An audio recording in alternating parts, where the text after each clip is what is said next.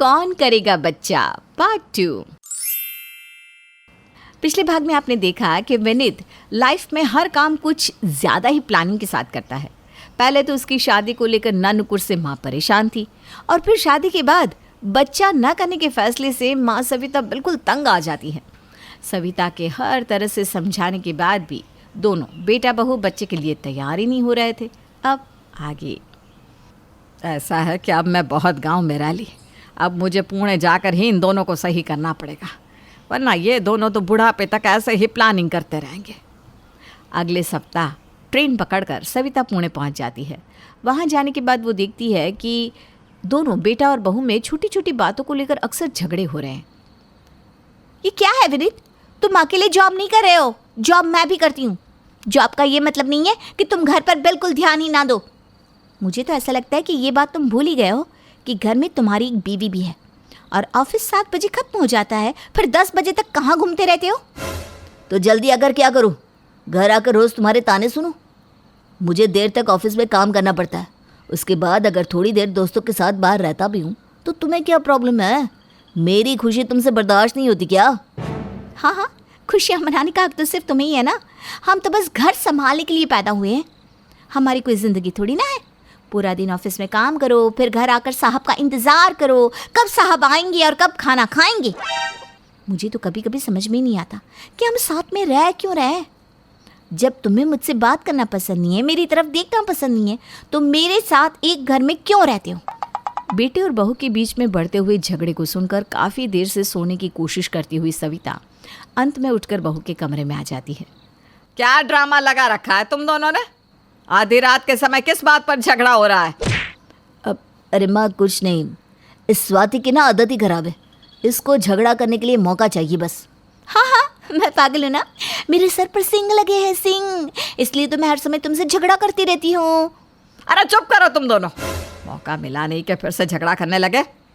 Mummy जी, इनका office 7 बजे बंद हो जाता है और ये रोज़ 10 बजे के बाद ही घर आते हैं। अब आप ही बताइए कि हम 2 लोग यहाँ रहते हैं और उसमें भी अगर ये रोज़ 10 बजे तक बाहर रहेंगे तो क्या मुझे गुस्सा नहीं आएगा? अरे मेरा भी तो मन करता है कि मैं अपने पति के साथ थोड़ी देर बैठूँ, प्यार से बातें करूँ। तुम बात बात पर झगड़ा करती हो, तुम्हारे झगड़े से बचने के लिए मैं इतनी रात को घर आता हूँ। बेटे और बहू की बात सुनकर सविता अपना सर पकड़ लेती है। वो समझ जाती है कि वास्तव में इन दोनों के बीच झगड़े की कोई वजह है ही नहीं। उनके बीच में झगड़ा सिर्फ इसलिए हो रहा है क्योंकि उनके पास बात करने के लिए कोई विषय नहीं है। लगता है उंगली टेढ़ी करने का समय आ गया है। जब तक घर में बच्चा नहीं आएगा ये दोनों मियाँ बीवी ऐसे ही कुत्ते बिल्लियों की तरह बिना वजह झगड़ा करते रहेंगे। ये बात इन्हें समझानी पड़ेगी कि बच्चे माँ बाप को जोड़ने वाली कड़ी होते हैं। पैसा तो ये कमा रहे हैं लेकिन घर की सुख शांति में आग लगा रखी है। अब मुझे ही कुछ करना होगा। ऐसा सोचकर सविता अपनी एक सहेली के बेटा और बहू को विनीत के घर पर बुलाती है। बेटा विनीत, ये मेरी सहेली का बेटा है, पुणे में जॉब लगी है तो मकान तलाश रहा है। जब तक मकान न मिल जाए ये हमारे साथ रहेगा। कोई बात नहीं माँ, इतना बड़ा फ्लैट है, 1 रूम इनको दे दो, जब तक ये रहना चाहे आराम से रहे, मुझे कोई दिक्कत नहीं है। रवि और उसकी पत्नी निशा अपने 2 छोटे छोटे प्यारे बच्चों के साथ विनीत और स्वाति के यहाँ आकर ठहर जाते हैं। अगले दिन डाइनिंग टेबल पर। और रवि, कितनी सैलरी पर ज्वाइन किया तुमने? भैया अभी तो 45,000 रुपये महीना सैलरी है। अरे बस 45,000? पुणे जैसे शहर में तुम कैसे अपना खर्चे चलाओगे? ऊपर से तुम्हारे पास 2 बच्चे भी है। अरे भैया उसकी चिंता मत करिए, सब मैनेज हो जाएगा। अब तो मुझे ज़्यादा तनख्वाह मिल रही है। पिछली कंपनी में तो मेरी तनख्वाह सिर्फ 35,000 रुपये थी, उसमें भी हमारा घर का खर्चा अच्छे से चल जाता था। विनीत को रवि की बात सुनकर बड़ी हैरानी होती है क्योंकि विनीत की सैलरी 2 लाख रुपया महीना थी और उतना ही उसकी पत्नी भी कमाती थी। उसके बाद भी विनीत को हमेशा ऐसा लगता था कि उनके पास अभी भी पैसों की कमी है। अगले दिन शाम को। रवि भैया, आप लोग खाने में क्या खाना पसंद करेंगे? मैं कुक को बता देती हूँ, वो बना देगा। अरे नहीं भाभी, आज हमारा खाना मत बनाइएगा, आज मैं बच्चों को लेकर बाहर घूमने जा रहा हूँ। पापा को ऑफिस से लौटते देख दोनों बच्चों के चेहरे खुशी से चमक रहे थे। अपने 1 साल के बेटे को गोद में लेते ही रवि भी अपने दिन भर की थकान भूल खिलखिलाकर हंसने लगा। ऑफिस से आने की कुछ ही देर बाद रवि और उसकी पत्नी निशा अपने दोनों बच्चों के साथ हंसते मुस्कुराते बाहर घूमने निकल गए थे। कुछ देर बाद जब वो घर लौटते हैं तो दोनों बच्चों के हाथ में गुब्बारे थे और उनके चेहरे खुशी से दमक रहे थे। बच्चों को खुश देखकर निशा और रवि भी बहुत खुश और संतुष्ट नजर आ रहे थे। नजर न लगी इन लोगों को, सच में कितनी हैप्पी फैमिली है ये। कुछ दिन बाद, अरे रवि, हम लोग आज मॉल जा रहे हैं, माँ को थोड़ी शॉपिंग करवानी है। अगर तुम्हें चलना है तो तुम भी चलो, बच्चे और भाभी को शॉपिंग करवा देना। अरे नहीं भैया, हम लोग मॉल से शॉपिंग नहीं करते। वो क्या है ना, मॉल में हर चीज़ दोगुने तिगुने दाम पर मिलती है, उसे हम अफोर्ड नहीं कर पाते। और सच बताऊं तो बाज़ार में मॉल से अच्छा ही सामान मिल जाता है, और वो भी कम दामों में। इसलिए हम तो हमेशा बाज़ार से ही सामान खरीदते हैं। शॉपिंग पर तो मैं भी जाऊंगा, लेकिन हम लोग लोकल मार्केट जाएंगे भैया। आप लोग मॉल घुमाइए। देखा माँ, क्या होता है जब इंसान बिना सोचे समझे बच्चे पैदा कर लेता है। जब इतनी हैसियत ही नहीं है तो दो बच्चे पैदा करने की क्या ज़रूरत थी। अरे बेटा, तुझे किसने कहा कि उसकी हैसियत नहीं है? ज़रूरी नहीं कि हर आदमी को मॉल से कपड़ा खरीद कर ही खुशी मिलती हो। खुशी कभी भी रुपयों से खरीदी नहीं जा सकती बेटा। बाकी तुम्हारी अपनी समझ है। माँ सही कह रही है विनीत। निशा और रवि तो अपने बच्चों के हंसते चेहरे देखकर ही खुश हो जाते हैं। उन्हें महंगे होटल और मॉल की ज़रूरत नहीं है। वो लोग अपने बच्चों के साथ बहुत खुश हैं। तुम्हें इस तरह किसी को जज नहीं करना चाहिए। शॉपिंग से लौटने के बाद विनीत और स्वाति अलग अलग कमरे में बैठे अपने फ़ोन देख रहे थे और रवि के कमरे से बच्चों और रवि के खिलखिलाने की आवाज़ सुनाई दे रही थी।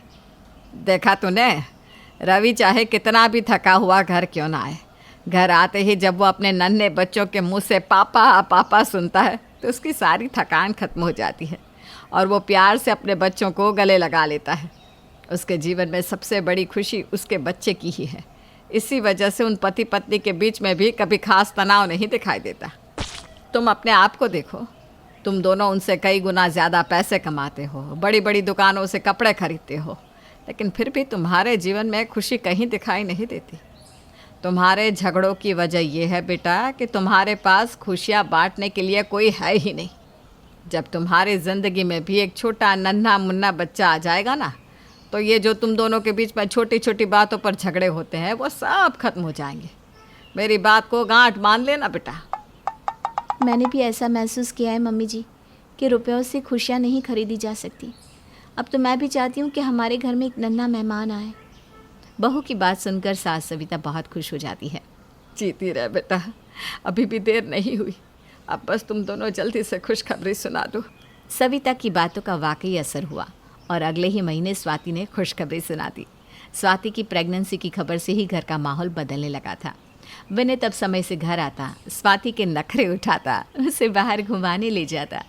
धीरे धीरे दोनों के मनों में पड़ी गांठ खुलने लगी और बच्चे के आने की खुशी दोनों के चेहरे पर दिखाई देने लगी। धीरे धीरे समय बीता और 8 महीने बाद स्वाति ने एक बिटिया को जन्म दिया। मैं आज इतना खुश हूँ कि बता नहीं सकता। बच्चे के नन्हे नन्हे हाथों को देखकर मेरा मन ही नहीं भर रहा माँ। हाँ बेटा, मैं समझ सकती हूँ। माँ बाप बनने की खुशी दुनिया जीतने से भी बड़ी होती है। अरे यही तो चाहती थी मैं कि तुम दोनों इस सुख से अछूते ना रहो। और बच्ची के जन्म के बाद घर में होने वाले झगड़े हमेशा के लिए खत्म हो गए थे। बेटी के प्यार में खींचते हुए विनीत बिना कहे ठीक 7 बजे घर पहुंच जाता था। स्वाति भी अपनी बेटी के साथ व्यस्त रहने लगी थी और अब उनके पास झगड़ों के लिए समय ही नहीं बचा था।